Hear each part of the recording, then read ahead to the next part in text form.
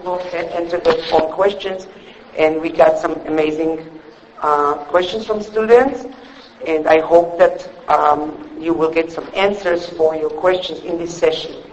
As you know, Pesach is a Chag that's full of halachot, full of minhagim, lots of practice, lots of things to do, and also lots of questions. How do we do it right? How do we have a Pesach that's chametz free, both internally and food-wise? So please give your full attention to Rabbi David Cohen, who came to us from the CRC. As you know, the CRC is the Beit Din of the Orthodox community in Chicago. Maybe Rabbi David Cohen can also just in a couple of sentences say what the CRC responsibility is. But one of the things that is you always get the CRC booklet for Pesach that tells you what's allowed this year, what's different this year, what you have to be careful, and how to do things. That's only one little thing that the CRC does, but we're very, very honored and appreciative that the CRC, in this very busy time, when all the people who work for the CRC are busy kashering and helping institutions and organizations and individual people prepare for Pesach and kasher their kitchens and their homes, that they were able to send us somebody for an hour to help answer some of our questions. So if your question was not answered, you might listen and find your answer in Rabbi Cohen's answer for somebody else. Mr. Ambrami, can you please come to move to the first? Yeah, the first chair, this time. Okay, good morning, everybody. As was mentioned, I work at the CRC. I work in the Kashrus part of the CRC, and we would not believe, but we work on Pesach year-round. First, I'm making food that's kosher to Pesach. Then I'm preparing information that you want to know, like as was mentioned, like in the CRC guide. And then finally, from about Purim all the way up to Pesach, the phone people just call and write, and they text us, and they email us, they post on our Facebook page, etc. They just keep on with questions straight from Purim, straight all the way until Pesach, including right up until candle lighting on Erev Pesach. So I'm here to talk about some questions. Rabbi Gold shared with me a document that had on it 36 questions, really amazing questions that I'm assuming that's you who asked those questions, all kinds of questions. I'm going to try to go through as many of those as I can. We have as much time as we can. And we'll break here and there if you want to have other questions that I didn't answer. Okay. The first group of questions are all about chametz. Okay. What's chametz? Okay. So I have here, this is a container of flour. Okay. If you take one of the 5 grains, wheat, barley, rye, oats, or spelt, and you mix it with water, okay, and it sits for 18 minutes, okay, that's chametz. Okay, so now it's 9:10. At 9:30, this container over here will be full of chametz. Okay, take any of these 5 grains, and we mix them together. You let them sit here. When we come back in 9:30, that's going to be chametz. Okay, well, what does the Torah say about chametz? The Torah says 3 rules about chametz. The one that everybody knows is, you're not allowed to eat it. We're going to give some examples of that in a second. You're not allowed to eat chametz. So you can't have bread or pizza or most cookies or pretzels or things like that are made with flour or barley or these kind of things. You can't eat them. But then, there's 2 other rules about chametz that not everybody knows about them. The second rule is, you're not allowed to own chametz. And that's why you clean your house for Pesach. You clean your house for Pesach because you're not allowed to own any chametz. And the last thing is, you're not allowed to have any benefit from chametz. So one of the questions here, question number 14, the 14th question someone asked was, are you allowed to give your pet food that is chametz?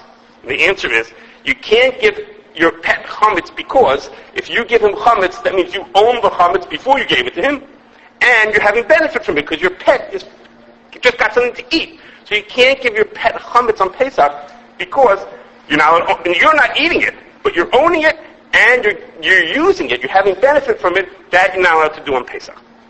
So if you look in the CRC guide, they'll tell you how to know what foods are chametz. There are other ways to find out. You can look and see what foods are chametz so you don't feed them to your pet.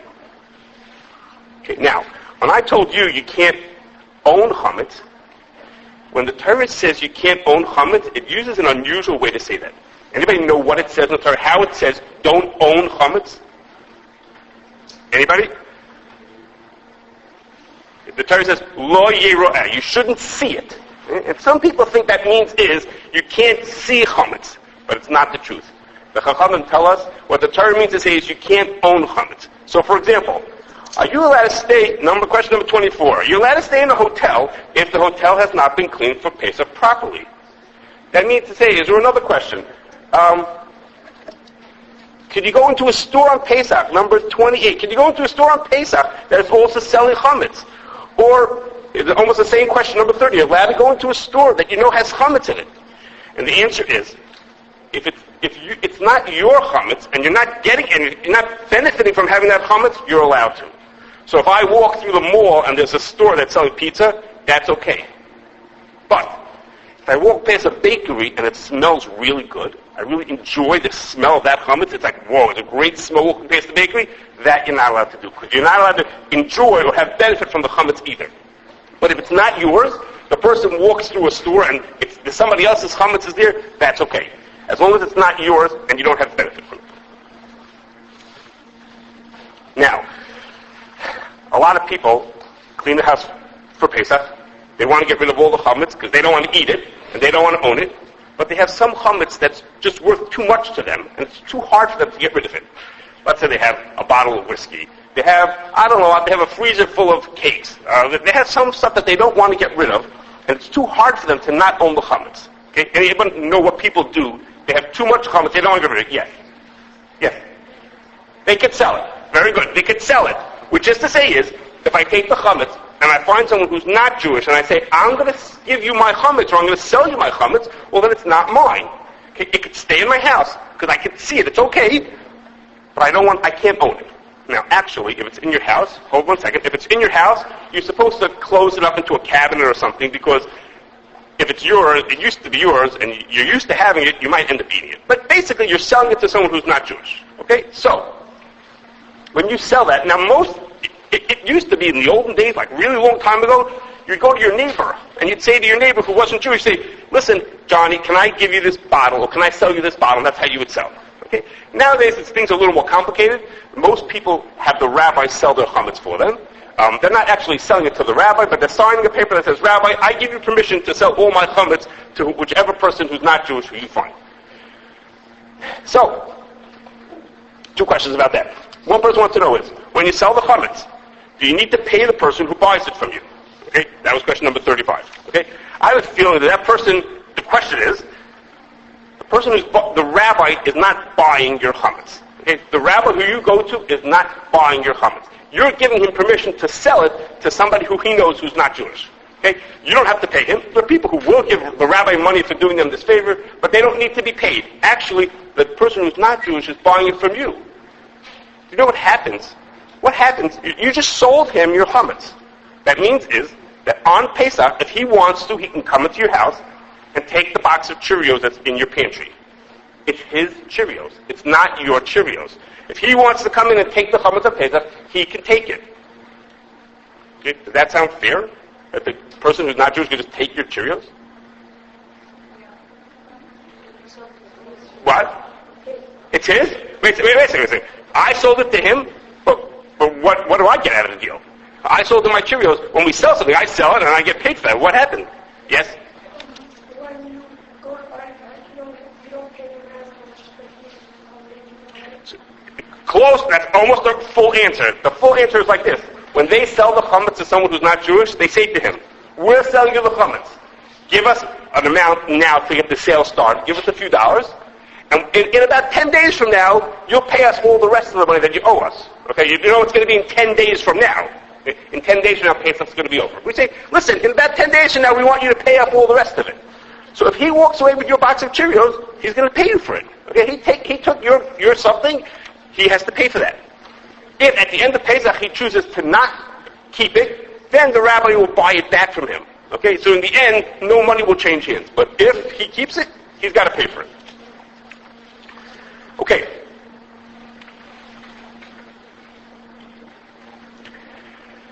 A number of people ask questions about the following. I just told you that on Pesach, you're not allowed to eat chametz. We all know about that. So people wanted to have a number of questions about like this. Number 13. Are you allowed to take chametz medicine on Pesach? Listen to this one. 17. I'm not sure what this person was planning, but if you're stuck on a stranded island and it's Passover, can you eat non-kosher for Passover items? Number 18. If you have an injury during Passover, you're allowed to break Passover to seek medical help. And other questions like that. What about if I need to take medicine? Am I allowed to take medicine on Pesach? I'm sick. Something's wrong and I need to take medicine. You just told me you're not allowed to eat chametz. Well, what happens if the medicine I need is chametz? To answer that question, we need to know one thing. We need to know two things. The first is, when we say you can't eat chametz or you can't own chametz, that's only chametz which is edible. Chametz which is not edible anymore is not usher. It's not chametz. You could own it and you could swallow it and you could have it on Pesach. Okay, so for example, many people, when they take their medicine, take it in a pill form. When you swallow, a pill that you swallow is not edible. If you're not sure if your pill is edible, just take a bite out of it tomorrow. Okay, you'll see it's not edible. Then we're going to talk more about things like that are not edible in a few minutes.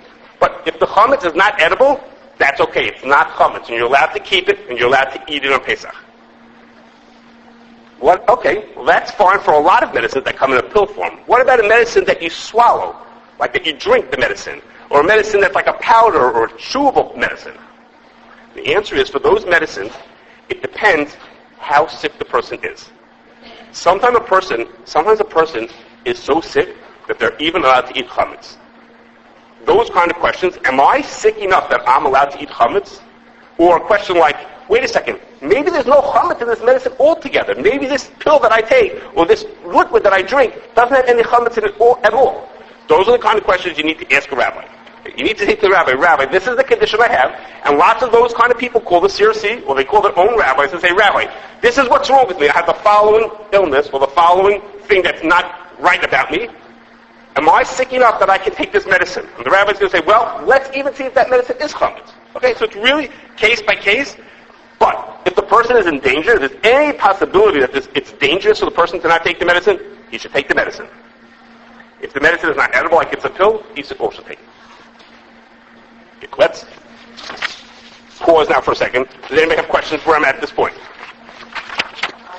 Yes? So I understand if it's a pill that you swallow, then you really don't have to ask the rabbi about it. Correct. Don't ask the question. That you just take it. Only the other forms of medicine that you should ask about, if it's powder or liquid. Powder or liquid, or like a chewable pill. A chewable pill. Correct. Yes, plain. Correct. But the one that's in a plain pill, you don't have. That's correct. Yes. Go ahead. Can you say it again? So I'm about to come to that. Okay, you asked about non-food. I'm going to come to that in 1 second. Yes, good. You said that pets would get special personal. What if your pet doesn't has a special food that comes from that makes how much is there? Okay, so the question was, I said that you should have special food for Pesach. I'm repeating the question. The question was, I said that you should only use food for Pesach that has no chametz in it. So the question was, well, my pet only eats a very specific food. That's the only thing that they eat. Okay? So for those kind of questions, the first thing you have to do is you have to call someone who could figure out if it's chametz. Maybe what you're feeding your pet is perfectly fine. And then the second question will be no, it really is chametz.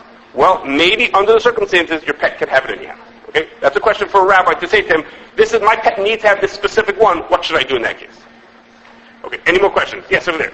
You said if it's not edible, then you're allowed to have it on Pesach. Yes. You definitely say it has a press penny with like a logo on it, which is not currency anymore, which is allowed to use on Pesach. What was it again? A what with the... A compressed penny with a logo, like... A compressed penny, you said? You press a penny in a machine. Okay. It's not currency, you can use it on Shabbos. That's a really good question. Could you use it on Shabbos? This is actually not a Shabbos class, but the answer is when something is not money anymore, now it's a toy, or it's something to have, then you're allowed to use it on Shabbos. Yes. Okay. Let's move on. Oh, okay, one more question. Go ahead.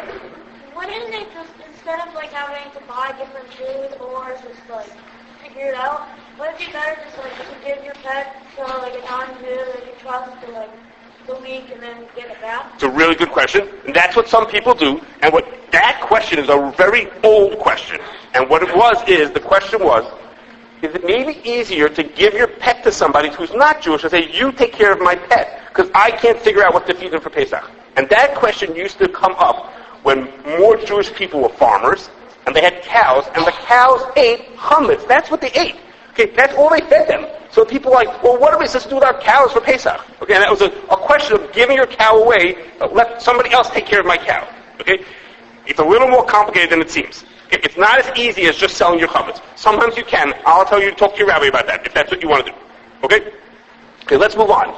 Now, I mentioned a little bit about medicines. Before we go on, get to the real questions about medicines, I have to tell you something else. And that is like this.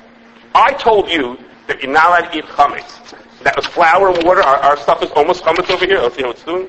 I don't think anybody's going to want to eat this.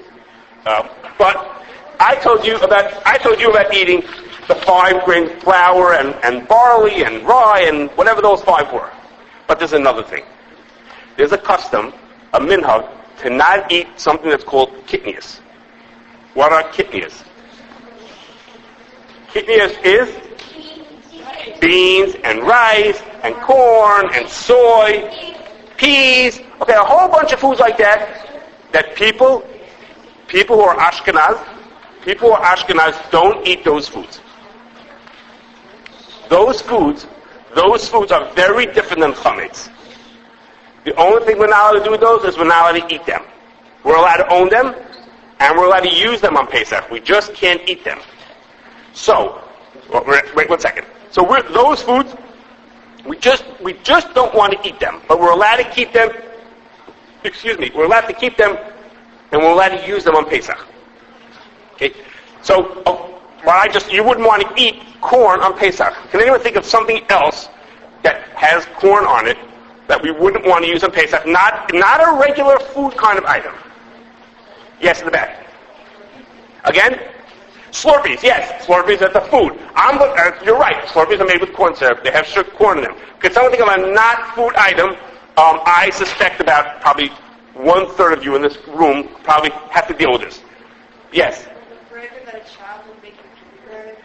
That's a good one. I didn't think of that one. Yes, sometimes a graga will have corn or cornstarch inside of it. Okay, I'll tell you what I'm thinking. It's a bunch of people ask this question about it. Number 22. Are you allowed to use rubber bands on your braces if it has cornstarch on it? Okay? A lot of the rubber bands that we have that go on our braces are put into starch to keep them from sticking to each other. Okay?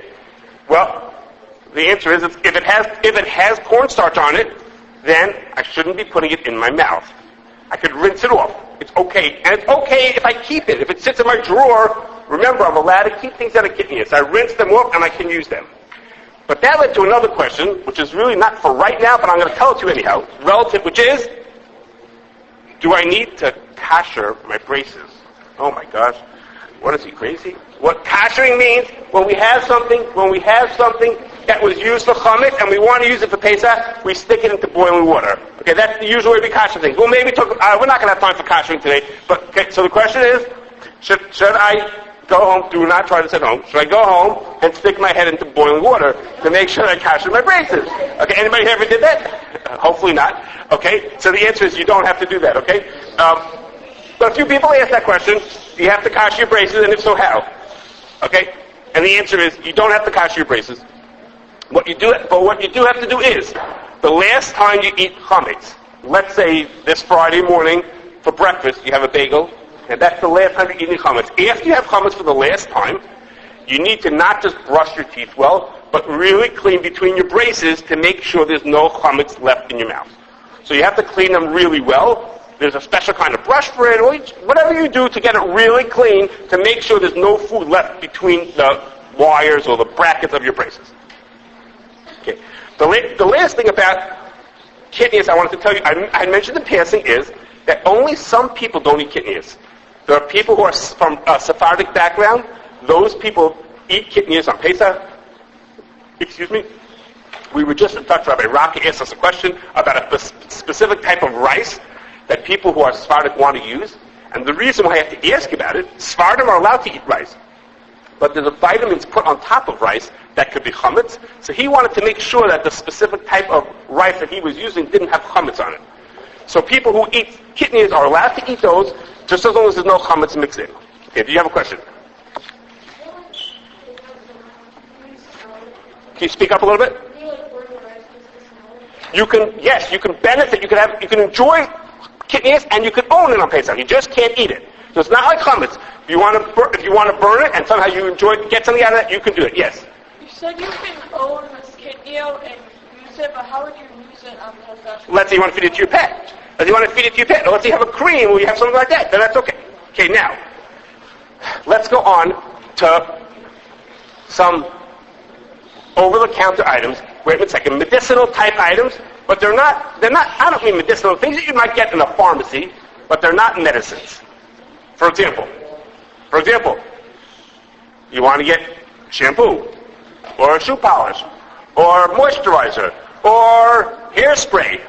Okay? Now, all of those things may have chametz in them. They possibly have chametz in them. And the way we decide whether you could use them or you can't use them is as follows. The first question for those things is it edible?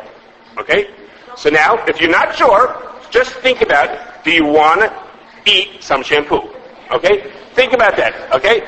So everybody said, oh my gosh, no, we don't want to eat shampoo. Right, because shampoo is not edible. So I mentioned to you beforehand that if it's not edible, you don't have to worry about it being chametz. Okay? So if you have shampoo, or you have soap, or you have shoe polish, or I don't know, a dozen other things like that are not edible, it doesn't make a difference if they have chametz in them. You could use them. Sometimes we have things that are more edible.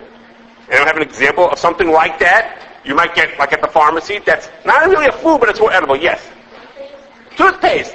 So toothpaste and mouthwash are very good. Those are two examples of foods that some rabbis consider them to be edible, and some of them don't. They say toothpaste and mouthwash. They say, you know what? Those kind of things, you put them in your mouth.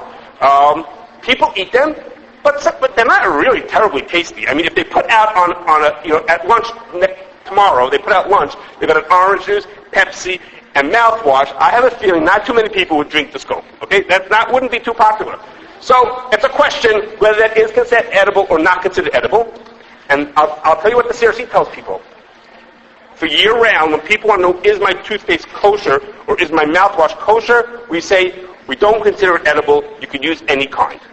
For Pesach, people want to be more careful. They want to avoid chametz. We tell them, make sure yours doesn't have chametz in it. Okay, so sometimes we consider it edible and sometimes we're not clear, but that's something you could ask your own rabbi. Do you consider mouthwash and toothpaste to be edible? Some would say yes and some would say not. Yes, in the back. How come only they? The answer is, it used to be that everybody could eat kitniyot. It used to be everybody could. That was in the Gemara. It says that everyone could eat it. What happened was, with time, people in certain countries stopped eating it. They said, it's too confusing. Potato starch. A bad example. Okay. Bad example. Okay. They said corn flour and wheat flour look so similar. They're so similar to each other. People are going to get confused. So in certain countries, they decided to stop eating that. The people in those communities started to stop. So everyone used to be able to eat it, and the Ashkenazi people said, no, we don't want to eat it anymore. Okay. Yes, go ahead. You said that we can't have, you don't want to worry about it if you're still kosher to say something about eating it or benefiting from it. That's true. It's true. We are benefiting from it, but the answer is, if something is not edible, then it's not considered chametz.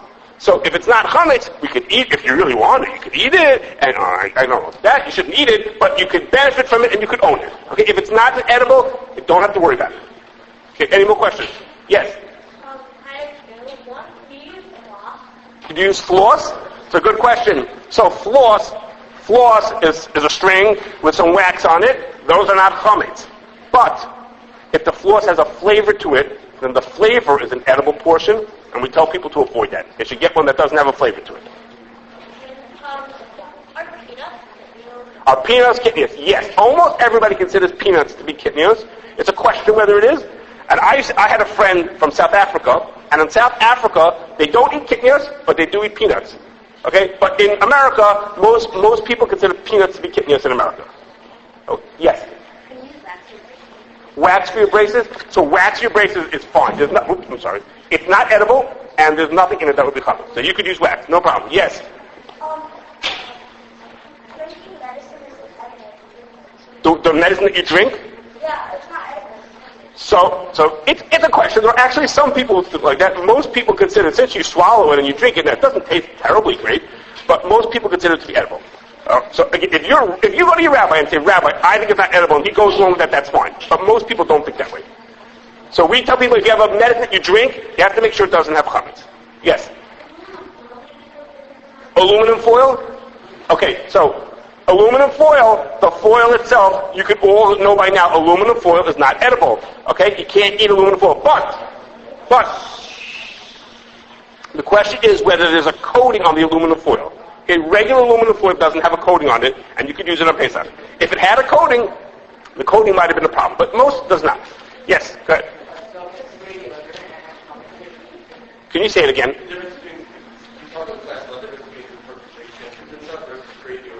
Okay, so that's a good question. Spray deodorant. Okay, it's a complicated question. I don't know what your rabbi told you in class. I'm going to try to explain it to you. The question was, if shampoo is not edible, spray deodorant doesn't seem to be edible either. What's the difference? They're both things that don't seem to be edible. I mean, try spraying some deodorant in your mouth and see what it tastes like. Come on, we all know it's not going to taste very good. Okay? I was just saying that jokingly. I didn't really mean you should try it. Okay, so I'm going to get to your question in 1 second. So the answer is when a deodorant and perfume and cologne are all essentially the same thing, and they are alcohol with a fragrance to it. That's what they tend to be. Alcohol with fragrance. That alcohol, there's something put into it. A chemical is added into it to make it not edible. Okay? For whatever reason the government makes them do that. They put a chemical in it that makes it not edible. So it still works as perfume or as deodorant, but you put something in it that makes it not edible. Some people say that you could remove that chemical. You could go to a lab and pull that chemical out, and since you could pull that chemical out, the alcohol is still considered edible. Even though right now it's not edible, but you could get that chemical out, and therefore it's considered edible. It's a question. Some people think yes, and some rabbis think yes, and some rabbis think that's not a difference. The CRC tells people, if you're getting a deodorant or a perfume or a cologne or something like that from the United States, it's okay to use it. Okay? If it's from another country, you need to ask the question. Someone had a question over here. You. What's... You can stand up so we can hear you.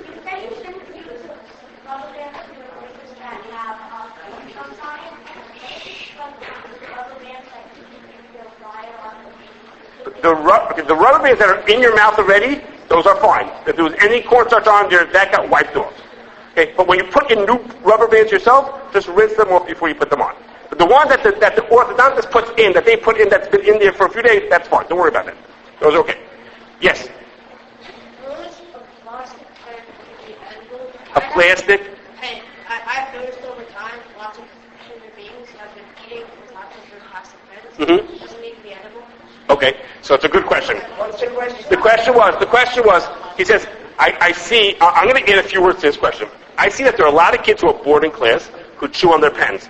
Okay, and so you tell me that pens are not edible, but I see people eating their pens. I mean, come on, all the kids, depending on how bored they are, that's how much they chew their pens. Okay, so actually, not exactly, but almost that case is spoken about in the Shulchan Aruch. Listen what the Shulchan Aruch says. They used to have ink, and the ink was made, it had chametz. If I remember, it had beer inside of it. Okay, I don't know why there was beer in the ink, but there was some kind of chametz, I think it was beer inside of ink. And the question was, they didn't write with a pen like we have. They had a pen that you dunk it into an inkwell. It was a quill. And the question was, are you allowed to use that ink on Pesach? So, most people say, of course you're allowed to use the pen on Pesach because ink is not edible. So they said, wait a second. But people, what they would do is pretend that this was a quill. What they would do is, they would lick the pen every once in a while to get it writing better. Okay, so they would dunk it into the inkwell, and it wasn't, they'd go like this, and they'd write it. So they were eating the ink, okay, which is almost the same as the kids in class who are chewing on the back of their pens. And the Shulchan Aruch says, it's okay. It's still not edible. The fact that some people are chewing on the back of their pen or eating ink Doesn't make a difference. It's still not edible, even though people are chewing on it, because it is. It's not edible. Yes. So, like, Great. Go ahead. You go first. Go ahead. so, like, what if, like, my brother has celiac, and, like, if you have celiac, and, like, the only, like, flour you can find is rice flour, and that's kidney oat, what do you do? Okay, that's a really good question. The question was like this. There are some people who are not allowed to eat a lot of the foods we eat on Pesach. In his case, it was someone who's celiac who can't eat matzah. Okay, he can't eat regular matzah. What should he do on Pesach? Is he allowed to eat rice flour on Pesach? Rice is kidneys. So I forgot to mention, I was going to mention it, that a person who is sick, even if he's not very sick, if he's a certain amount sick, a little sick, or very much needs a certain food, he is allowed to eat kidneys. He has to go to his rabbi first and say, Rabbi, this is the reason why I need to eat kidneys. Am I sick enough, so to speak, to eat that food? Am I desperate enough to eat that food? For example, wait 1 second. For example, did anybody here have a little baby brother or sister that uses baby formula? Okay? Almost all baby formula is made out of kidneys. So what should we say? What are we going to give the baby to eat? We're going to give him matzah? It's not going to work very well, okay? What do we feed him? Leaven? What are we going to give him? So the answer is, people who have more of a serious need are allowed to take it, even if it's not dangerous to them, they're allowed to take it. If it would be chametz, it would be more complicated. But if it's just kidneys, it's not as complicated, and many times they can. Again, they should ask their rabbi. Say, here's the reason why I want to take it. This is what I need. Am I allowed to do that? Yes. What was your question? Any makeup? The answer is almost all makeup is considered not edible. Okay? Just think about it. Try to think about biting into your mascara. Okay? Try to think about would I want to bite into that? Okay? And usually the answer is going to be no. Okay? So it's wait 1 second. It's considered to be not edible. The only difference would be I mentioned to perfume. Okay? Because perfume is just alcohol and a fragrance. I mentioned there's a question about that. And I don't know if you okay, but I'll say perfume is the only one. Yes, in the back.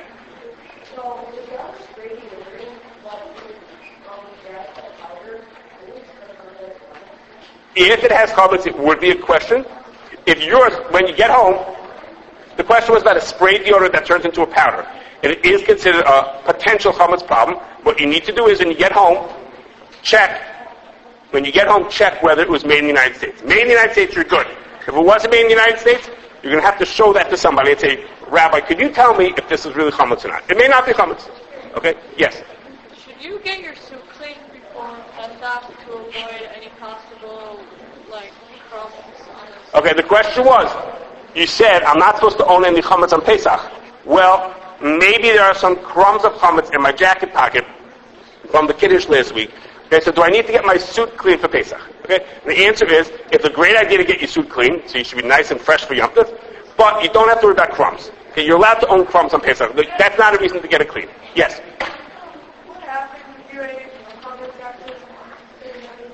What happens if you? Okay, so if you eat the question was, what happens if you eat chametz after the time when you're not supposed to? You did the wrong thing. A person is not supposed to eat chametz then. One of the people asked me, maybe it was someone asked me beforehand, what they should do to fix that. That I have no idea. They should ask a different rabbi to ask that question. But yes, let's try to go on with the questions. Yeah, because a lot of people worked very hard to submit their questions. Okay, let's keep on moving. We're running out of time. Okay, let's jump. Let's go to this. Your makeup question included lipstick? Is all fine? For lipstick, the seriously, that's a good point. I forgot about that. What'd you say? I can't hear you. I was asking for a friend. Yes. So, I'm sorry, I forgot about lipstick. I'm sorry, I forgot. Okay, the CRC tells people, I'm sorry about that. Lipstick goes into a person's mouth, and therefore you should be careful that it should not have chametz to it. I'm sorry, I forgot to mention that. So what the CRC does is, most people would not be able to figure out if their lipstick has chametz in it. Okay? They have long lists of ingredients. So what the CRC did was, each year we collect information on a lot of lipsticks, and what we do is, this year, the numbers were really even. That's why I remember the numbers. This year we collected information on 88 types of lipstick, which had 3,333 ingredients in total, altogether, between all of them. Okay? And we looked through them, And we made a list and said these ones have no chametz in them and these ones do. Okay, most of them did not. Hopefully yours is on that list.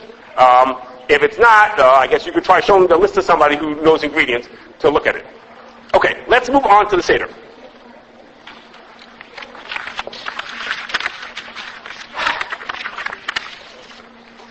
One of the questions about the Seder was, why did Hashem give 10 makot to the Mitzrayim? Why did Hashem make it so hard for them? The Torah actually asked that question. Hashem says, I'm going to tell you why I gave so many makos to the Mitzrayim. And the reason is because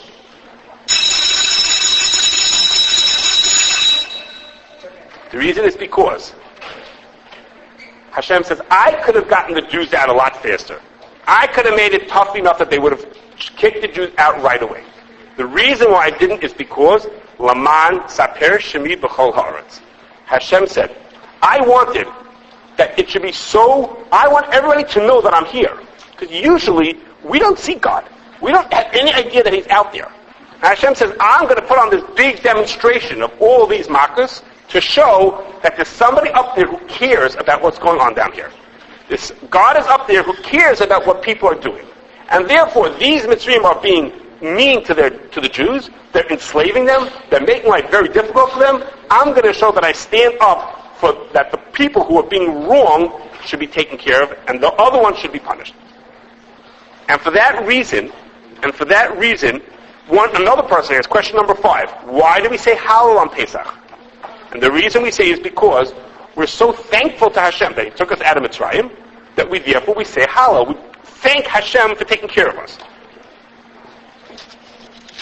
What happens? Now, question number 7. What happens if I come really late to the Seder? What should I do? What should I skip?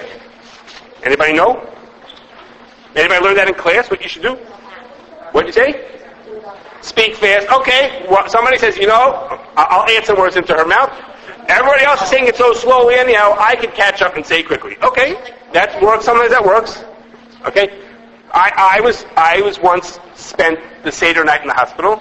Okay, sometimes you don't have time to say the whole Seder, the whole Haggadah. Okay, there's things going on. People in the hospital. I was once spent Seder night in the hospital, and there wasn't necessarily time to say the whole Haggadah. So the answer is, there are certain parts that are most important. Okay, does everybody know when it comes to Haggadah when it says we say these 3 things, Pesach, Matzah, and Maror? Okay, those are 3 very important things we have to say.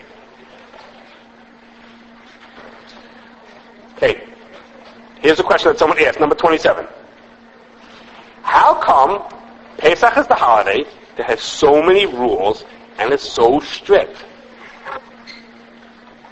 Anybody know? There's so many rules on Pesach. Yes? Because we're thankful that Hashem took us out of Mitzrayim. So let me ask you a question. Here's the question. When the United States, we became free from the English. The British were in charge of the United States. Okay? And we celebrate that on July 4th. Okay, what do people do on July 4th when we celebrate that we became free? What do you think? Fireworks, we party, barbecue, we take it easy. But when we became free from Mitzrayim, we do many, many mitzvahs. And the reason is because we want to make a point of saying, the way we show that we're thankful to Hashem is Hashem took us out of Mitzrayim so that we were able to do what we wanted to do, which is do mitzvahs. And that's why on Pesach, the day that we became free, instead of barbecuing, you can barbecue on Pesach, if you want to, but instead of barbecuing, instead of just partying, we show that what we want to do, now that we're free, is we're able to do mitzvahs. Okay, question number 2. How much wine do you have to drink at each cup? How much? 3 A revius, how much you say? 3 ounces. Anybody on this side? 3. Okay, how much you have to drink? Any of the ladies? 15 glasses. Anybody? Only the boys know the answer? Okay. Okay, guys. Okay. Okay, the answer is the boys had the right answer to the wrong question. Okay? They gave the right answer for how much wine you have to have in your cup. The question wasn't how much wine you have to have in your cup. The question is how much you have to drink. Okay? And the answer is like this. How much you have to drink at the cup. Okay, guys, you had your chance. Okay. How much you have to drink. The most people say is what you have to drink is the majority of the cup. So if you have a cup that holds their 0.3 ounces, you have to drink a little more than half of it. If you have a big cup that holds 14 ounces, okay, you have to drink half of that. Now that's what most people say. However, some people say you should even drink the whole cup. So if you're really up to it, you could drink the whole cup. But if it's really hard for you, somebody isn't able to, there are those who say that what you should drink is, do you know what the lowest amount that some people say you have to drink is? No. Okay, this you have to try at home. Ready? Ready, guys? This is what you got to do. Go home. Okay, I told you before not to do any of my other experiments at home, but this one you should do at home. Okay, go home, take a cup of water and put it into your mouth. Okay, and put all the water onto one side of your mouth.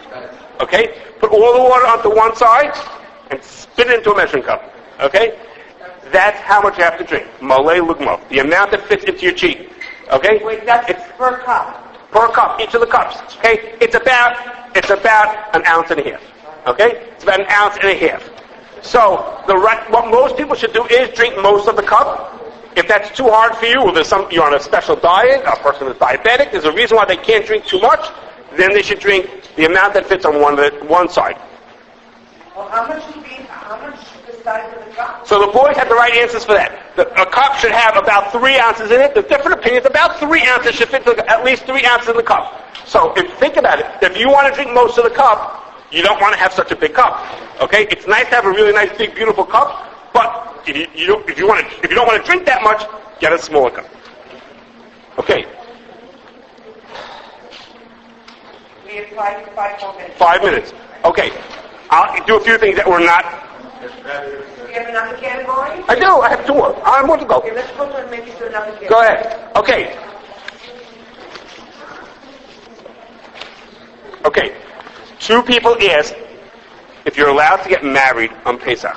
Okay? I know everyone who asked that was asking for a friend, right? Okay, you're allowed to get married on Pesach. And the answer to that is, you're not allowed to. On a day that we have a special simcha, like a Yom Tov, we're not allowed to get married. Even on Chol Hamoed, we're not allowed to get married.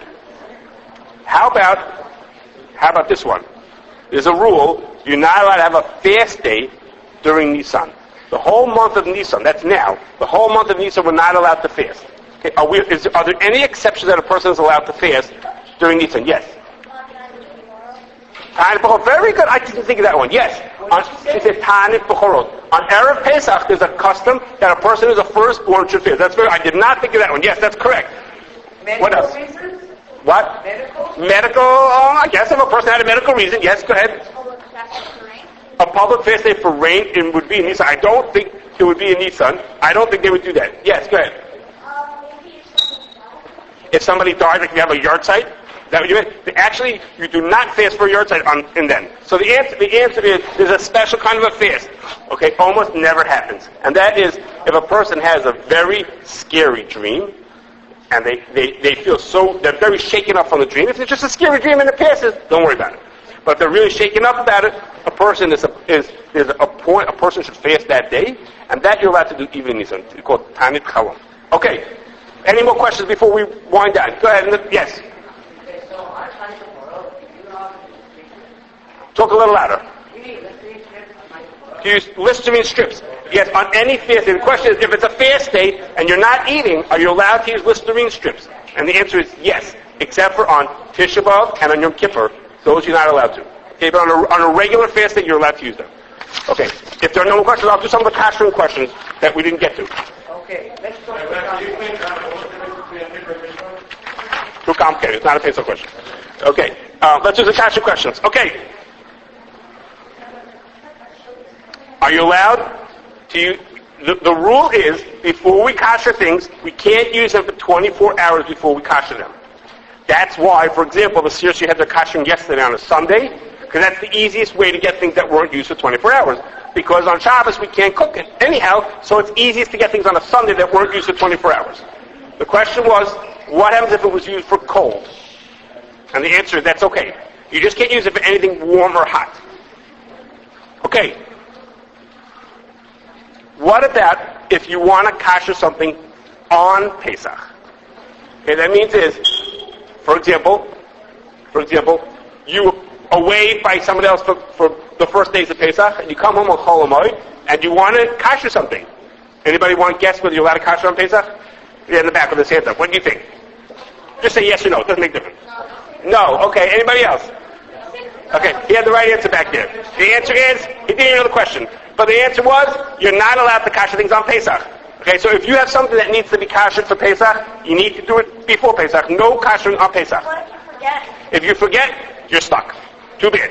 You can't kasher things on Pesach. Yes? What if you already kasher before Pesach, then you just want to kasher and then... Just for fun? Yeah, just for fun. Well, if you're kashering just for fun, that's fine. No problem. Okay. Okay. Can you kasher a pizza oven? I'm not sure why somebody wanted to kasher a pizza oven. That was question number 29. Okay, can you kasher a pizza oven? To make what? Big matzah? Matzah pizza. Got it. Okay. The answer is, some things, in order to kasher them, it's not enough to put them into boiling water. You need to put fire onto them. So, for example, have any of you ever gone to Maine Pizza down on Tui? Okay, when Maine Pizza became kosher, the oven that they had been used for not kosher beforehand. Okay, in order to make that oven kosher, we took out the floor of the oven. It comes out. We put it into the parking lot. We filled it up with charcoal, and we lit it on fire. Okay, and it burnt. The charcoal burned for like an hour, and that is what kasher is. So, if you want to make pizza, a matzah pizza on Pesach, and you want to kasher your oven like that, you want to kasher your pizza oven like that, that's fine. If most people wouldn't go to such lengths just for some matzah pizza, but if that's what you want to do, that's what it would take. Yes? My family just got a blowtorch from the oven. Okay. Propane gas. Okay. My dad is on fire. And he's ready, he knows how to do it? He did it. Okay, if he knows how to do it, then that's fine. Most people would not be courageous enough to try that on their home oven. But if your dad is ready to do it, then go for it. Yes? Right. Oh my gosh. What happens if you find chametz on Pesach? What do? He wants to what you do with it. Okay, and somehow, just about every year we find chametz on Pesach. And the answer is like this. If you find chametz on Pesach, anybody know? Leave it. Leave it. What? Cover it. Okay. Okay, oh, that's the wrong answer. You know that. Okay, so the answer is, if a person finds chametz on Pesach, if they found it on Yom Tov or on Shabbos when you can't burn things, then you cover it. But as soon as Yom Tov ends and it's now Chol Hamoed, okay, as soon as the Yom Tov part ends or the Shabbos ends and now it's the weekday, then you're supposed to burn it. Okay, it tends to happen in my house. Good. Our time is up, and thank you very much. You know that Rabbi Cohen will still be able to answer your questions.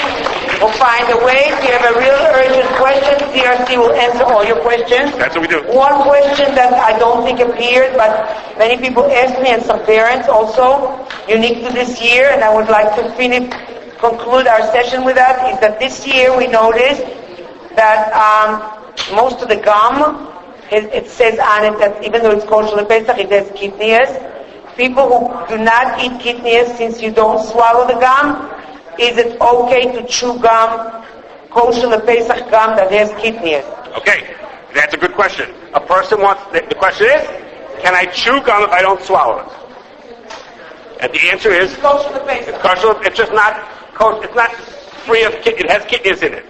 And the answer is, when we have something that we're not allowed to eat, if there's something we're not allowed to eat because it's not kosher, because it's kidneys, or because it's chametz, or anything like that, then not only can we not swallow it, we can't chew it either. So if a person has something that's not kosher, in this case it's not terribly not kosher, it's just kidneys, we not only can we swallow it, we can't chew it either. Even we're going to spit it out. Okay. Thank you. Thank you.